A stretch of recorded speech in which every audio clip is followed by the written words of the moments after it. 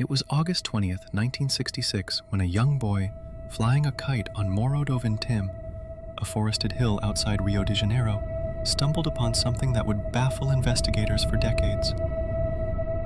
Lying in the grass were two dead men, side by side, partially covered by leaves.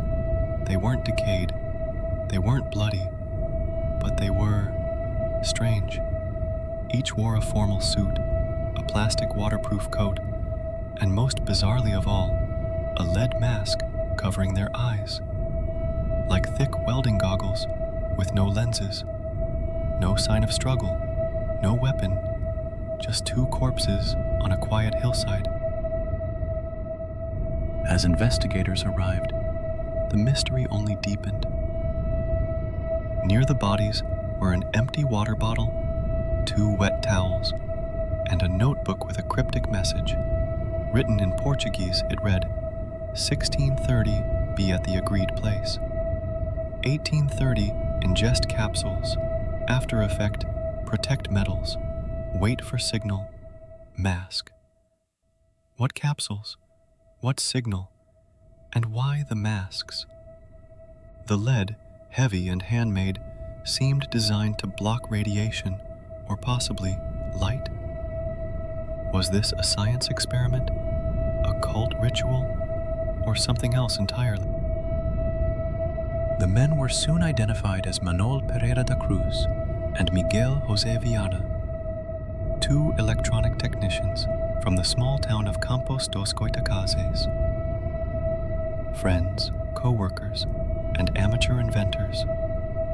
They had told their families they were going on a business trip to buy work supplies.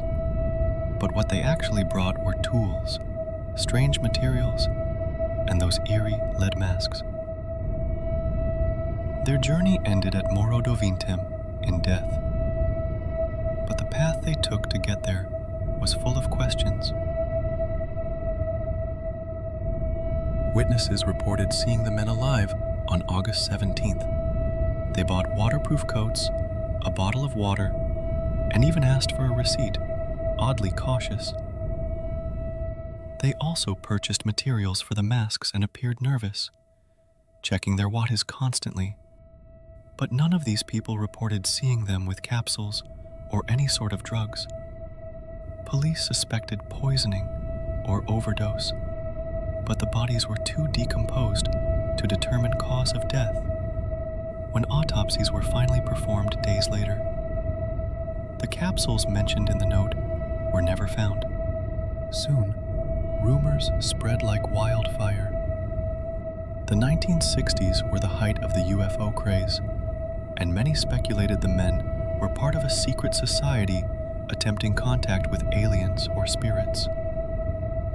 Some claimed they were followers of a spiritualist cult that believed in communication with beings of light. Perhaps the lead masks were meant to protect them from blinding energy during a contact ritual. Others thought they had simply been misled by pseudoscience, experimenting with dangerous drugs in hopes of psychic enlightenment, and paid with their lives.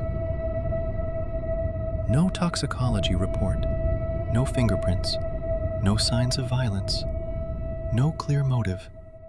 Despite months of investigation, the Brazilian police could not determine exactly how Manuel and Miguel died, why they wore the masks, or what their cryptic instructions truly meant. There were no other suspects, no witnesses, no evidence of foul play, just two men dressed like engineers, lying side by side on a hill, waiting for a signal that seemingly never came. To this day, the lead masks case remains one of the most baffling unsolved deaths in history. Were they victims of a failed experiment, members of a secret society, or true believers who thought they would transcend this world? The answers died with them. All that remains is the eerie silence of that hill, and the unsettling question, what were they trying to see that required protection from the light?